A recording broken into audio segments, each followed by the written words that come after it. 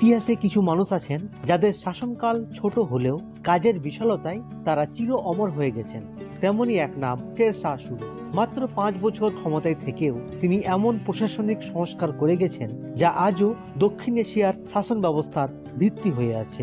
শের শাহ সূরি বিশ্বাস করতেন রাষ্ট্রের মেরুদণ্ড হলো প্রশাসন, তাই তিনি প্রথমেই রাজস্ব ব্যবস্থাকে আধুনিক করে তোলেন। তিনি ফসলের উৎপাদন অনুযায়ী কর নির্ধারণ করতেন। এই জন্য সারা দেশে ভূমি জরিপ চালানো হয়। কৃষকদের যেন অতিরিক্ত করের বোঝা না পড়ে সে বিষয়েও তিনি সতর্ক ছিলেন। যদি কোনো বছর খরা, বন্যা বা যুদ্ধের কারণে ফসল নষ্ট হতো, কৃষকদের কর মাফ করে দেওয়া হতো।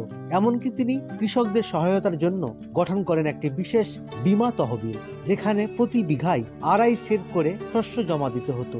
দুর্দিনে এই তহবিল থেকেই কৃষকরা পেত সাহায্য।